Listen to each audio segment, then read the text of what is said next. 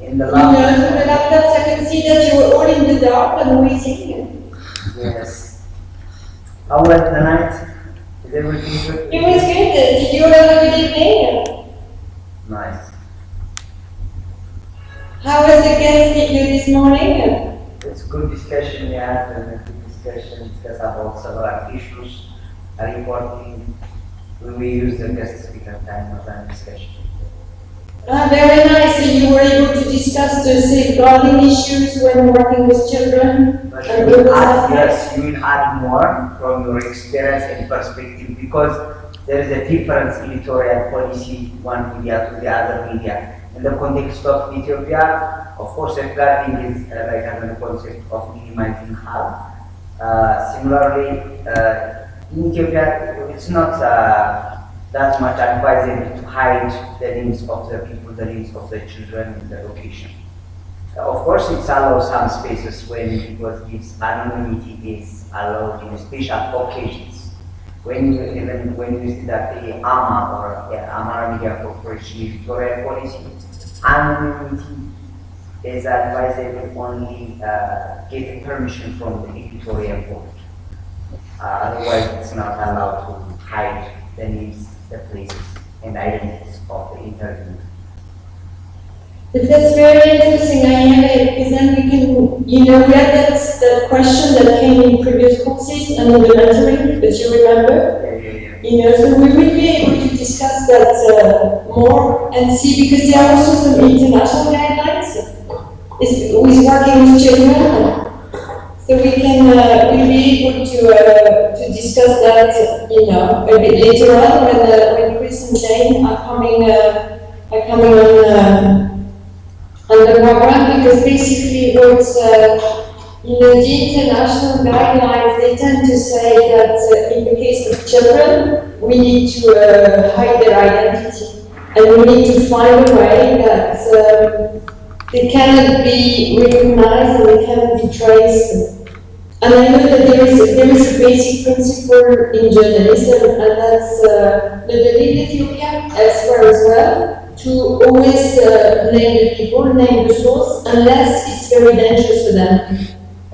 You know, for example, if you have a source who's like, you know, a government person, and if that person is named, they may lose their job, or their family may be threatened, or they can have, you know, personal threats. In that case, you know, we don't name, but normally we would name. In the case of children, it's slightly different because they are minors. And you know, the international principles and the various principles of journalism, which follow very much, you know, the international principles, is to protect them as much as possible. Great. Can you share your experience from the past mentors? What is the main basic principles of Reuters, especially safeguarding safety and security of children? Can you wrap up and start? Absolutely, absolutely. Because you know, the reason why we do that course with a special focus on child labor, it's also because working with children is slightly different than working, you know, with adults in journalism, especially when those children are in a position where they are exploited or abused. And with child labor, it's very much the case, you know. They are abused, not necessarily sexually, but they are abused in terms of their work, their capacity, they are exploited, and therefore they need extra protection because they're already victims in a situation. So as a journalist, in that, when we report on children, we do it first to raise awareness on the situation and to show that, basically to show that it's wrong. Yeah. But because they are children, and when you're a journalist and you do something, you do a report, you know, an article, a TV show, you're exposing a situation. But when exposing the situation, you are also exposing the people in that situation. And the child is more vulnerable than an adult. You know, they are unable because of, especially when they're very young, when they're like, you know, 12, 13, they are unable to defend themselves, especially in an adult's world. It's not even, and that's why, in journalism and in other aspects, in other sectors of working with children, safeguarding is so important. So, for example, some of the humanitarian organizations, non-governmental organizations working in Ethiopia, let's say UNICEF, Save the Children, in the World Vision, when they work with children, they would apply similar safeguarding principles.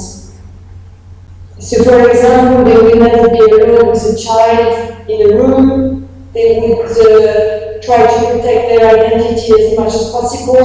They would try to make sure that by doing their own work, they will not harm the child more, because that's one of the difficulties in journalism. When you do your work and try to expose a child labor situation, and some of them are very extreme, when we talk about the worst form of child labor, and this is what we're working on at the moment. Worst form of child labor, we can talk about, prostitution, child trafficking. It's a very extreme situation where those children will be with people who are ruthless. They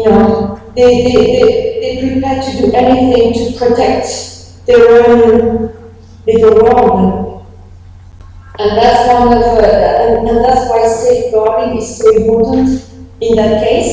So, as a journalist, when you do your work, you're exposing a situation, and you're obviously exposing victim, and that's why you need to take all the steps you can take to protect the victim, to protect the child in that case. And the first one is to conceal their identity. Especially in a place like Ethiopia or elsewhere as well. It's easy to track someone. If you say that the child is from such and such village in such and such capital, it's easy then to find the family, and then if in the case you could easily, I imagine you could have an employer who goes to the family and says, you talk to the media about that. The next time you do that, you won't see your child anymore. People they can threaten, and that's why it's so important, because you don't want, as a journalist, you don't want to be at the source of reprisal against the child, against the family, and that's one of the reasons why we really need to take extra precautions in this very case. Working with children in a situation where they are victims, they are exploited.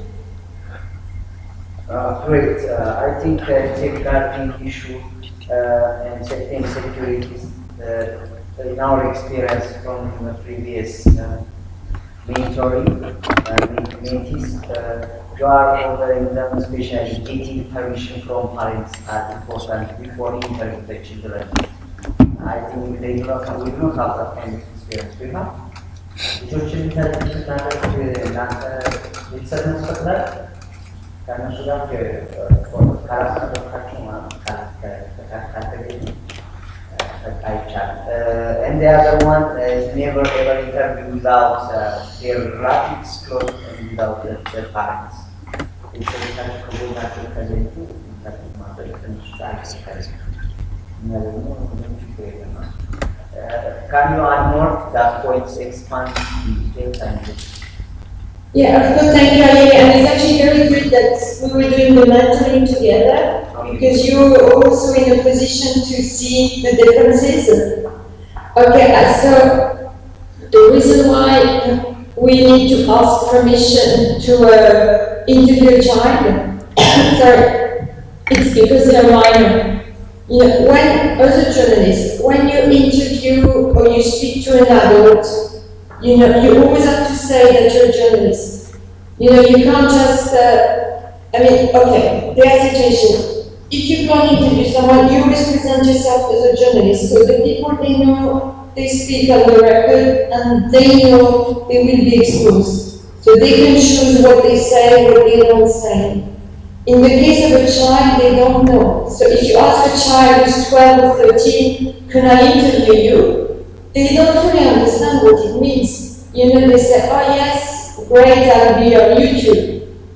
But they don't understand the full extent of the visibility, of the impact of what they say. What the child says in a situation of child labor can impact on the business.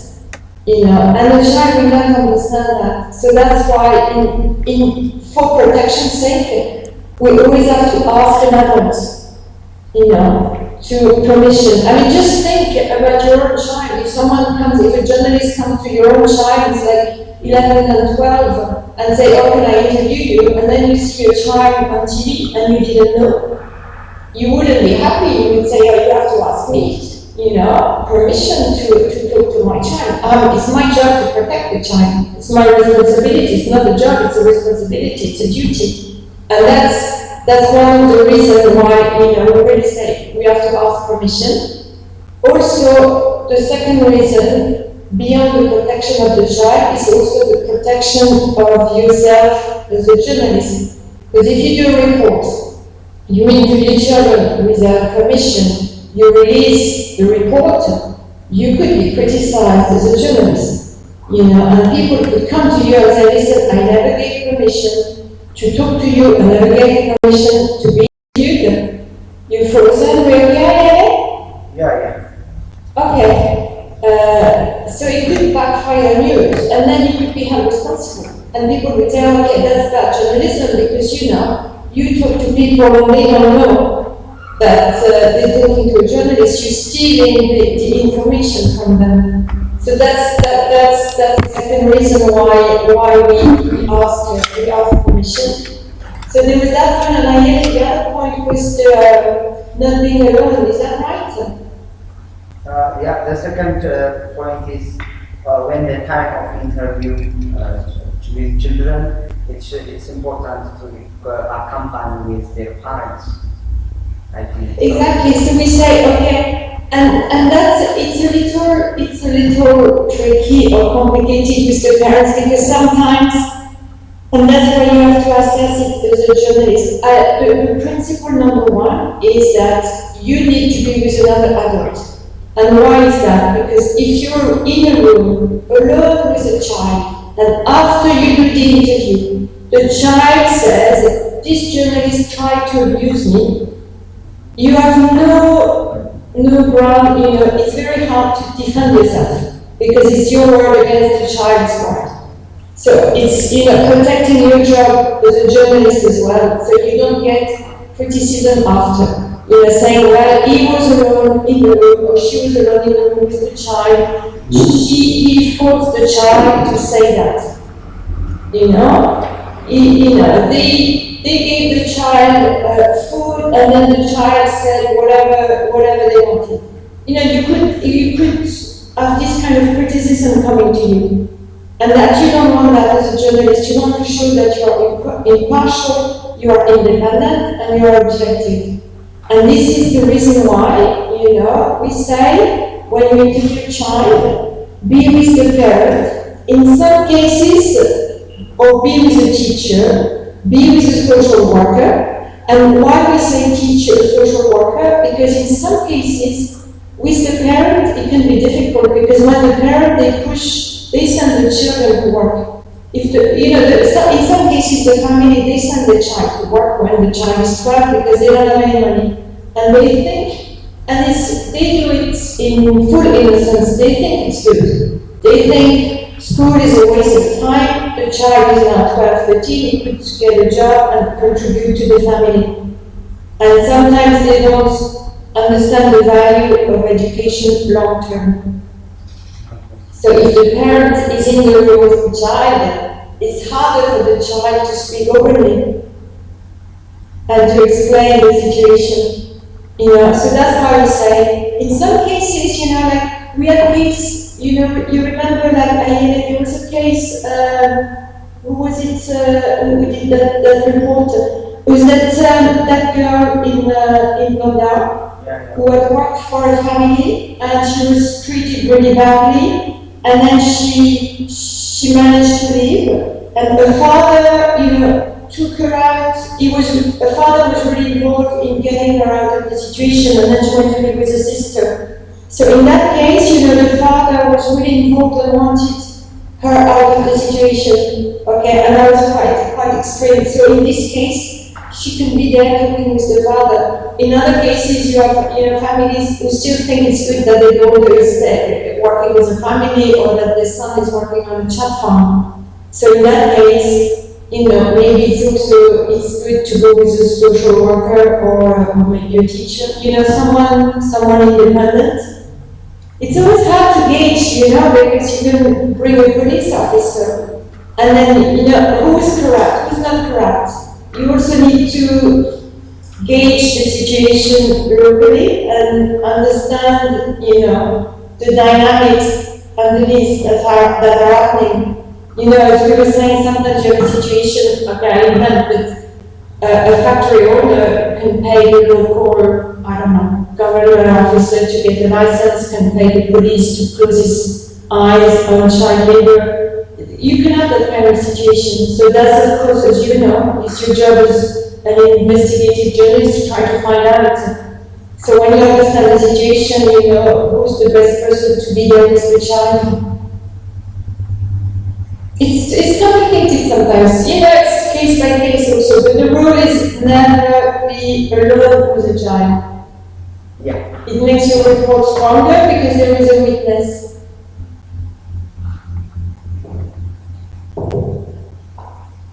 What other cases did we have, Ayele?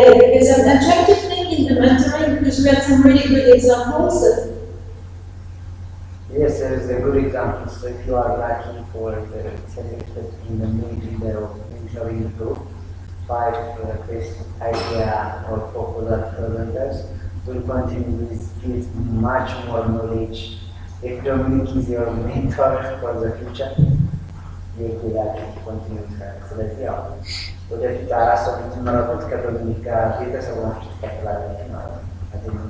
So let's go to our schedule. That's so good next plan. Yeah, no, but thank you for asking those questions, Ayele, because it means that the schedule later will be quicker on that point. So this morning, now we're going to listen to your interviews and get some feedback.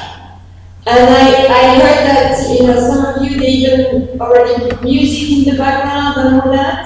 So who's a volunteer to play the interview? Well, I suggest we won't play them all because that will take a lot of time, but we can just play little clips of some of them. But I would like some volunteers first. And if there's no volunteer, then I decide. I just you decide for any one of them.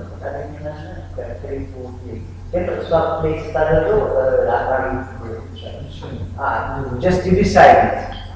Okay. So I'll play a couple. I must say that I didn't listen to them all because it was late last night and we had a full day of training. But let me find them.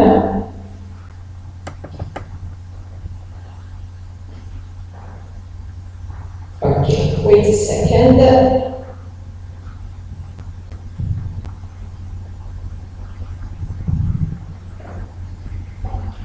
If I do like that, can you hear? Hello everyone, welcome to our media. Dr. Jambal is with you. Today we discuss about child. Ayele, can you hear like that? Or do I need to share my screen? Yeah, we hear. Okay. Guys, my studio guest is Mr. Theodros. He is the manager of UNICEF. Thank you for coming, Mr. Theodros. Thank you. Education is a key instrument in the development of the nation. So, what's your observation about Ethiopian education policy? Yes, as you say, education has a role for development, but when we see in Ethiopia, the education was not played that much of for development. So I see many gaps. Ethiopia targets to achieve 75% of primary schools. What's the role of tourism to action as a country? Yeah, I know the government is planned to reach 75% of primary education completion rate in 2025. So, as a supporting organization, UNICEF also have Ethiopia to achieve or to meet the target.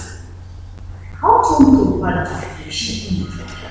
To improve the quality of education, it needs the involvement of the qualities, starting from the government, the public, the students, the teachers, and the NGOs also. So it needs the involvement of many sectors. Thank you for your time. We will meet next time. Thank you. Okay, that was one. I'm going to play another one, and then we discuss them, and then we'll play some more. And the other one, I think is, okay, this one, I'll take it in the middle. Let's see. We put the coordinated the number of girls can going out of the school because of child has been sharply increasing since 2000. Unless the government and other civil society that have been engaging in educational sector will put the coordinated hands in targeting the big problem, which is the child labor, will be forced to need long time to achieve the government says in 2025 increasing primary educational completion rate as a level of 2075. This is my last question, Mr. Brown. What's your organization role to bring in achieving the education sector? We are committed to collaborate with government in educational sector. We have interest in giving training facility support for low-income family to send children to school. Thank you. Sir, Dr. Ethiopian Music Country Representative, thank you for your willingness to give this interview. Thank you. My first question is, why do students drop out of the school? Well, students look out of school but their parents with work. In Ethiopian context, many students are dropped out of school in the field of farming. The government says it will achieve 75% of primary school completion rate by 2025. Is it possible to achieve this goal? Yeah, the government will not be able to achieve the 2025 goal because one in the country is drive many children out of school. What can the students do to prevent absenteeism? Awareness waiting efforts should be made for students, parents, and children to prevent students' absences. And finally, what should be done because students start spending their time at workplace? I think it would be a good idea by keeping content towards engaging income generating activities so that students do not spend their time working. Thank you, Mr. Alton. Thank you, sir. Okay, who did them? Can you raise your hand? So security, you did the first interview. Done. Who was it with? Right, secretary is coming. Come on, Governor. I can hear you. Yeah. This is what I don't know. Very good, very good. And then the second one was Buhanu Natamu, yeah? Let's become That was the second one. Let's Okay, become that's good, first. so I can see you. Very good. So now I have questions to everybody, okay? Now first, you two, what do you think of your interview? Sorry, please again. What do you think of your interview? Yeah, we try to work in based on our. You give a scenario for the interview, so we try to read the scenario. So based on this scenario, we try to develop our own interview. So I think it's good for us. Yeah. No, because you put music and all that, that was good. Similarly, Ayele, where is the other team? they will be coming, okay. They will be coming, okay. Yeah. So my first question. I think your question is related to, yesterday it was presented how making radio, yeah? Making radio session. That means Yes, the quality of absolutely. radio. Yeah, So when very you clear. produce your Okay. interview, you should consider that element. Okay. And then element ask way, you will have something interview. So I'd like the involvement also of the rest of the room. So my first question to everybody is what do you think is the difference between one interview and the other? When you listen to it, what was different? You pass the fire. Okay, Pran. The first one has the background music. The first one have background music. Yeah. The second one is like only formal interview. Okay. Yeah. And anything else about the questions, the answers, the length? Okay. Dilam Chama. Kanatos. Any addition? What's the difference between the first interview and the second interview? Manager.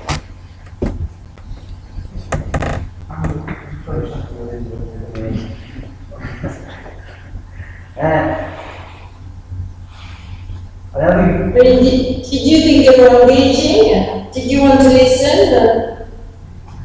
Sometimes. Mason, what's the difference between the first interview and the second? Mason. من اللي من هذا الشيء؟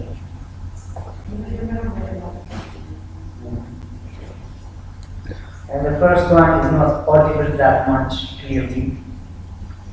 Yes, yeah. And you find it because of the machine. That's it.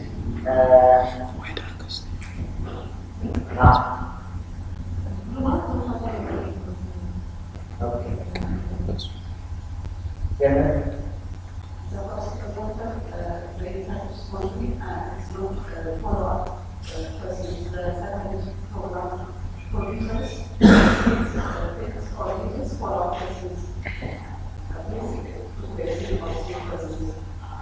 The second interview used Bennett says that follow-up questions, more follow-up questions than the first one. So I just want to say, speak freely. We're not at school. I'm not a teacher, so it's not a matter of doing good, doing not good. It's a matter of learning techniques for journalism. Yeah. Elias? What do you know? Short emphasize that the second one is too much. The first one is more precise, clear, and short. And the second one is more, they take much time and it's not direct to answer and related to the question, I think. So, which one is the first one for him? Sorry? Yeah, which one is the first? It's look at this program. Interview is the first one, and the second one behind in the Afghan program. Sorry, interview. When you talk? No.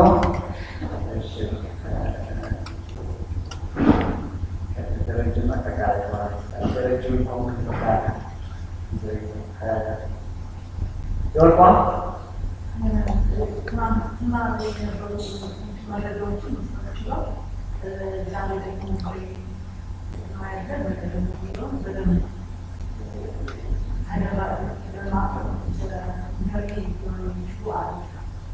Okay, so it's almost all similar one. Okay, let's hear your our reflection. Can you okay, be back. So you've noticed that the questions were quite different from one interview to another. Yeah. because one interview with Bihan who asked questions about reaching the target. Faculty with more general questions about UNICEF policy. Would you agree with that? I think this one is a question of the interview maker, for them.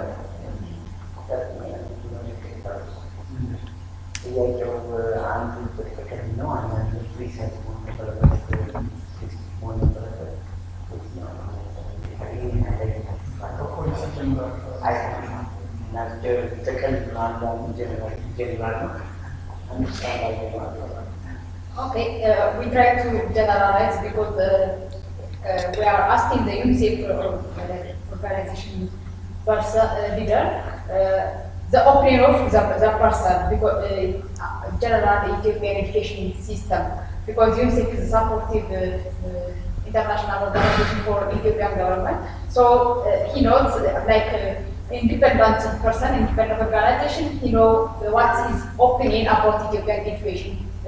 Because we have only 1 minute, so we are focusing on generalized his opinion. Thank you. That's great, thank you, because can I say something on that point? Precisely because you get the head of UNICEF for 1 minute or 2 minutes, and there is some news out, the government has talked about target for the education system. You kind of know it will be difficult to reach. You get UNICEF, the head of UNICEF in an interview, they know the context in Ethiopia very well. So maybe as a journalist, because you're into news, maybe it's your opportunity to ask more pointed questions, to get some news out, to get something new, something that is exclusive to you. Because if you ask general questions, it's very easy for organizations like UNICEF or others to be asked general questions because they do a lot of reports, they do have to communicate a lot on their work, so it's very easy for them to talk general points. But it doesn't give you anything for you as a journalist. It's stuff you can see in reports. So what I would say on that one, you have to think it's really an opportunity you're getting. You may not get another time that maybe other journalists will not get. So it's really the opportunity to ask a very direct question to UNICEF, and I think you should never be worried about direct questions as a journalist. And I find that, for example, in the other interview, the question that they will tell us, they were a bit more direct, so there was less information given. You have a lot of information, a lot of numbers. Talking about numbers, okay, that's not for the journalists, for the journalists as well. But in that interview, you get when the UNICEF person was giving a lot of information, a lot of numbers. And sometimes it gets too much for the audience, you can't follow the numbers anymore. So as a journalist, you can come in, and say, but more precisely, what do you mean? What does that number mean in reality? You can ask very pointed questions. Yeah, and you can conclude it. So the other team need to tell us about their questions. Yeah. Do you have any reflection when you hear these two? I didn't hear Bihan and Akhtam talking about their program. Do you want to? You want to do so much.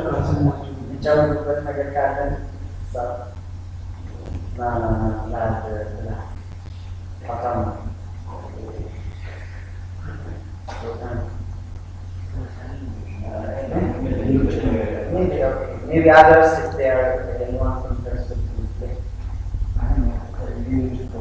Okay. Can you listen more other interviews? Yes, we will listen to other interviews. Let me get them. Okay, so Janet and Michael.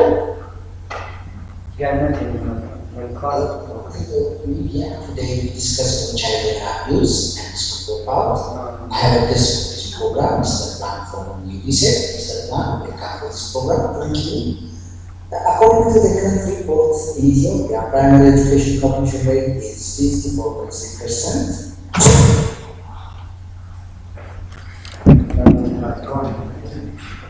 ንገራት አይ ማይክ ኦን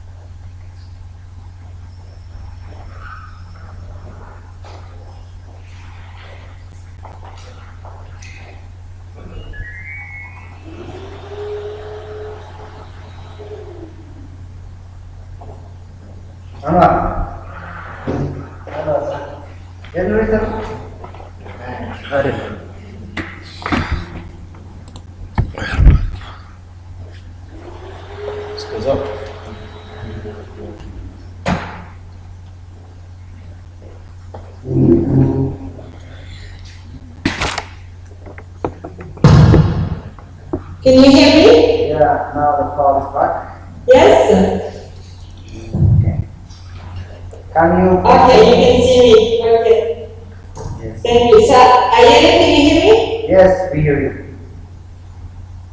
We hear you. Do you hear me? Can you hear me? Yes, yes. I'll continue playing okay.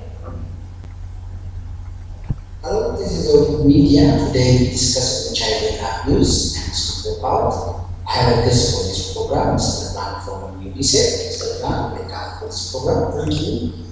According to the current report in Ethiopia, primary education completion rate is 64.6%. So, what are the main factors for the school dropout?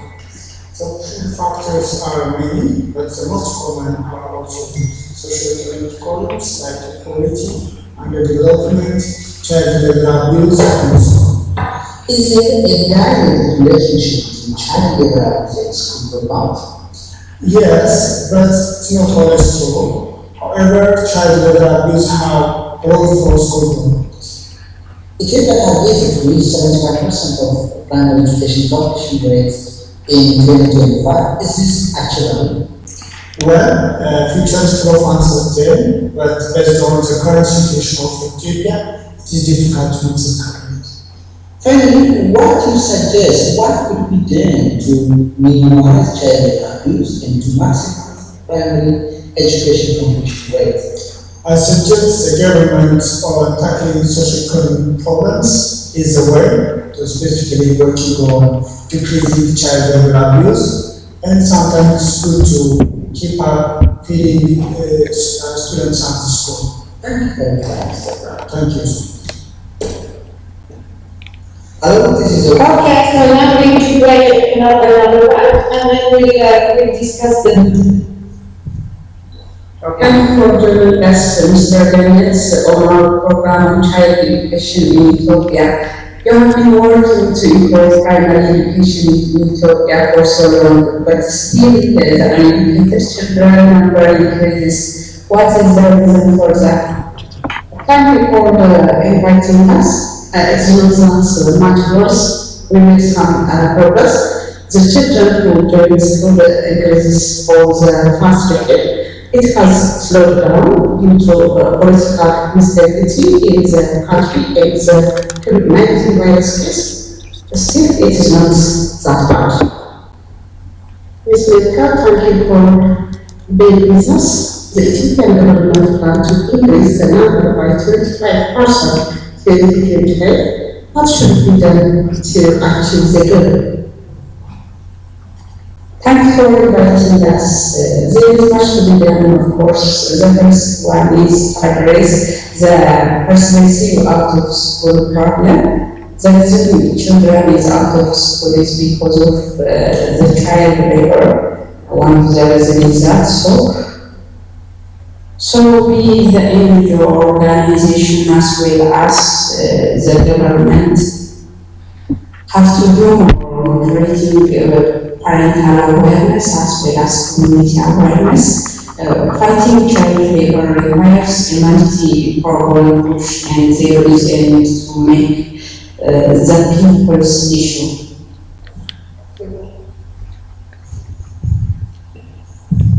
Okay, I won't play them all because there's no time, so I choose them by pure chance as they arrive on my system, so I'm not favoring some team rather than others.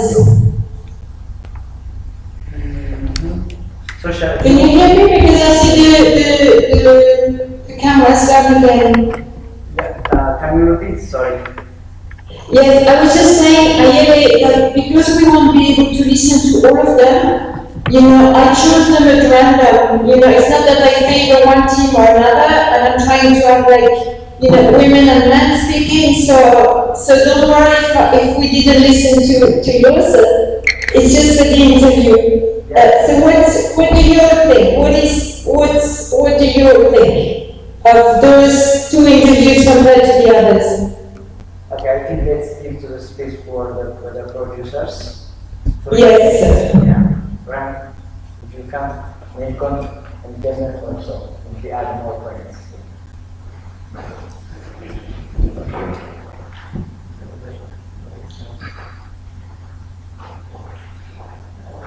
Hello? Hello, hi. The first interview was produced by me and then my colleague Tedos. Okay, very good. Most importantly, we have been focusing on the basic summary of the report. Therefore, on the summary, there is different type of figures. Therefore, we focus only how the UNICEF should inform or report or respond based on specific activities with UNICEF. Therefore, we focus only on child labor abuse.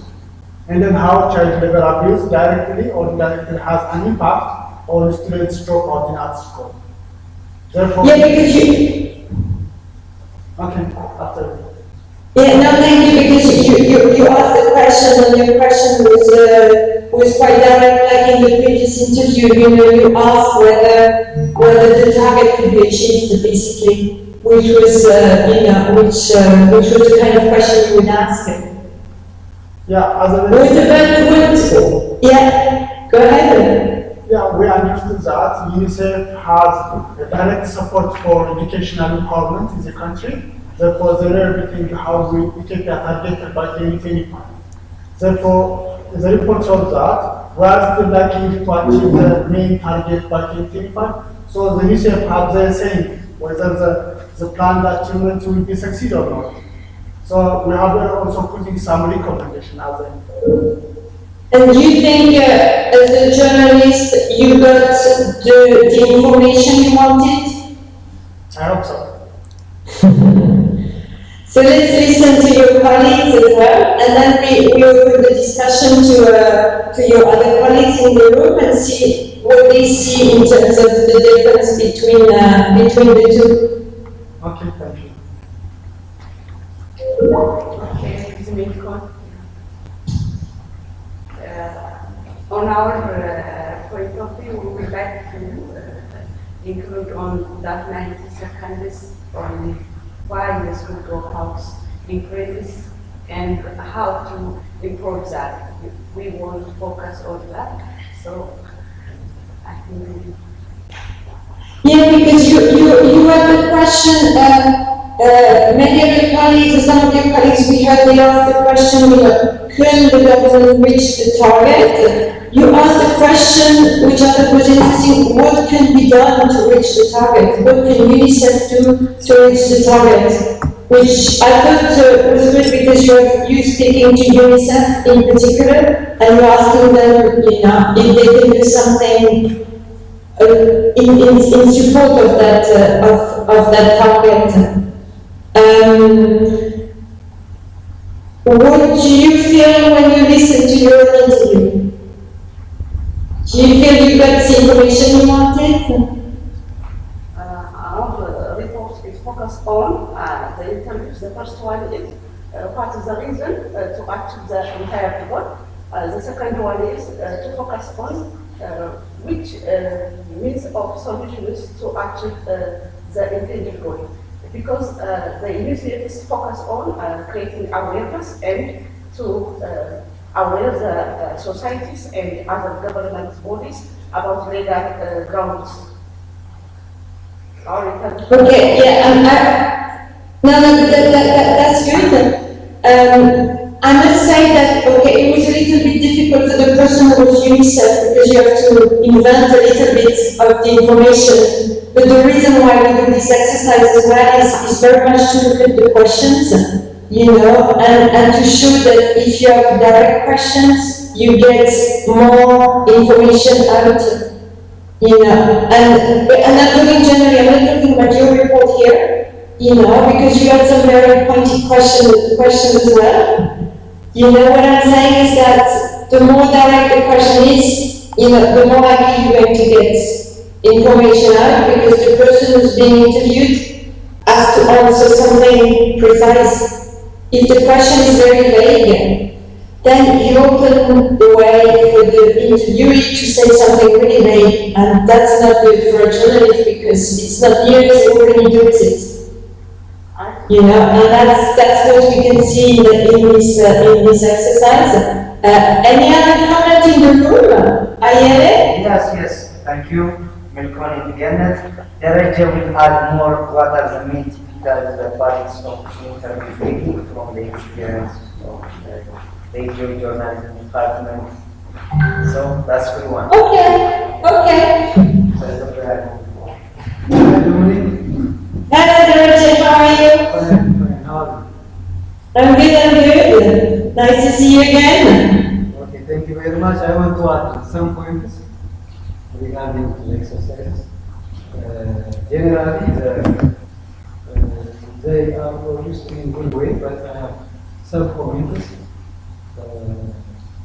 One of my comments is about the background sound. In my understanding, it is important to use background music or background sound for interview because it catches the attention of the audience, so that it is not important to use such kind of background music during the interview. The second point is about the introduction. In most interviews, the introductions are very short and they are not catchy.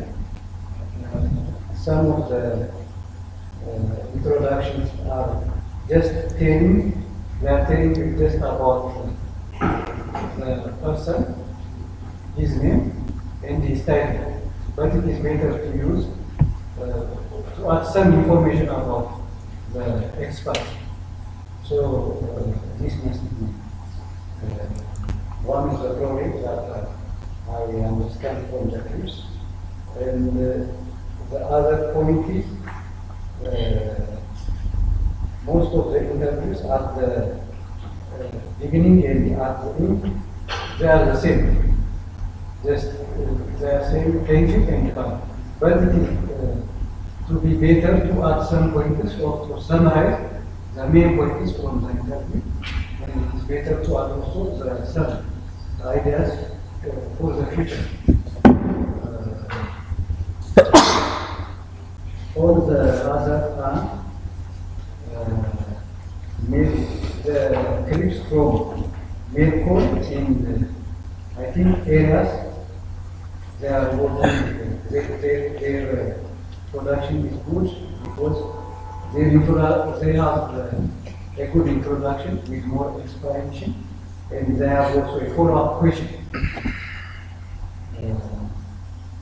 But generally what I saw from this interviews are most of the questions are very general, so it is important to avoid generalities when you interview.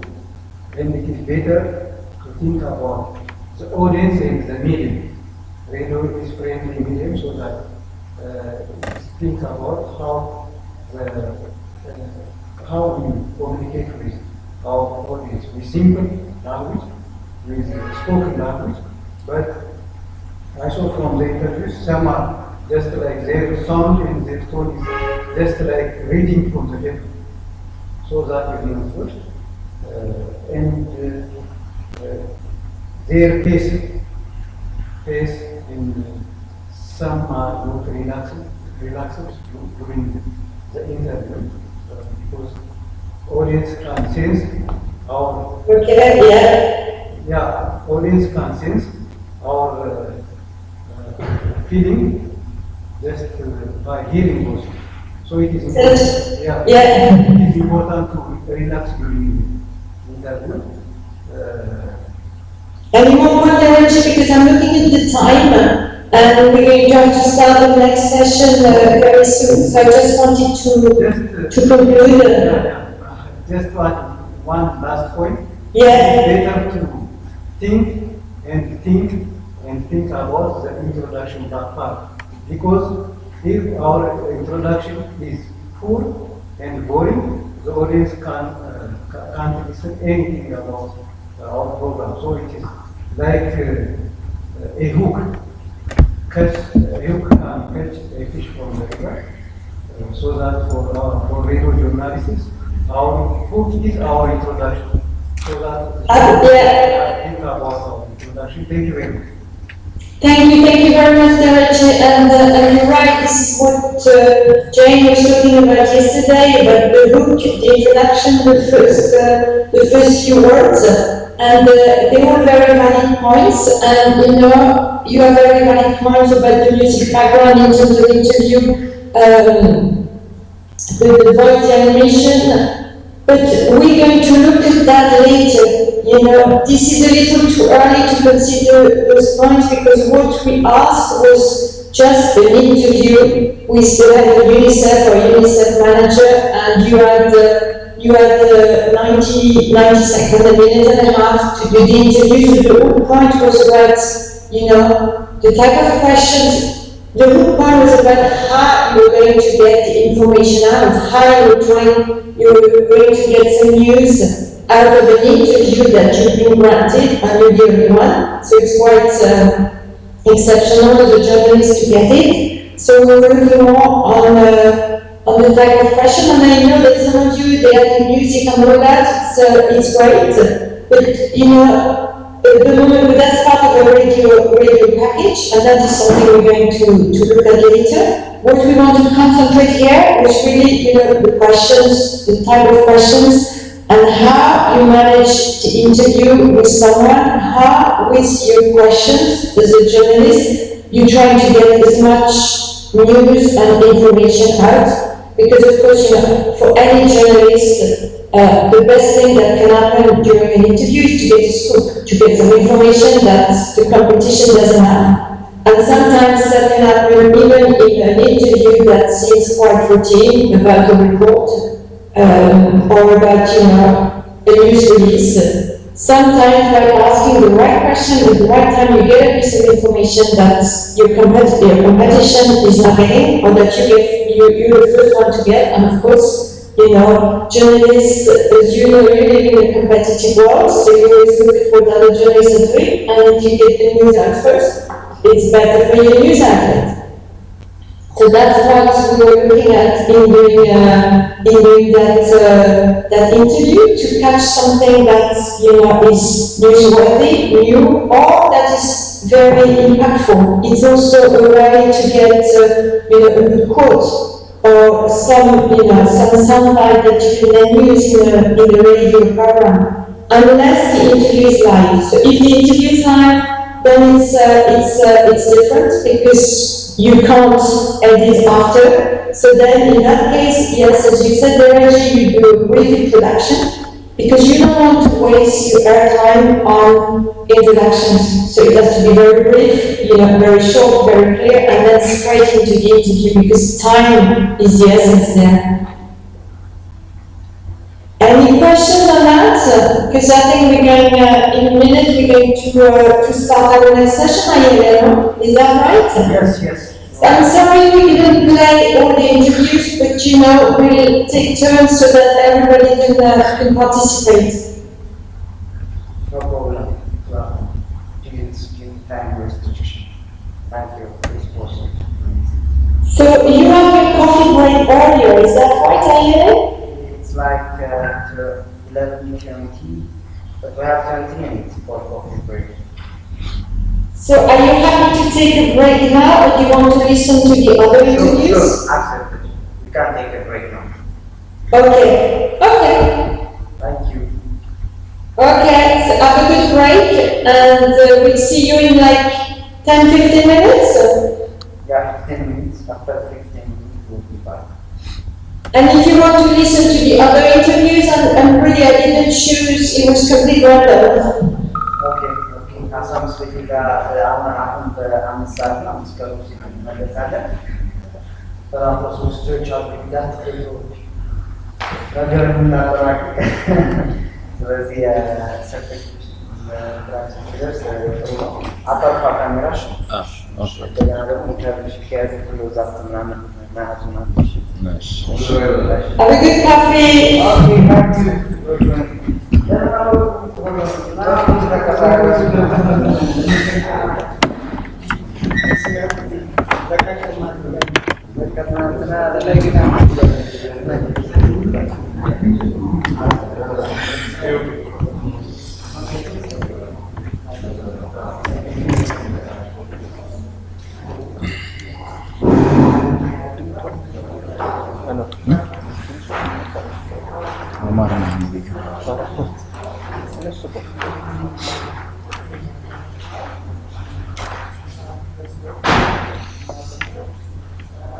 Andiamo fatto questo.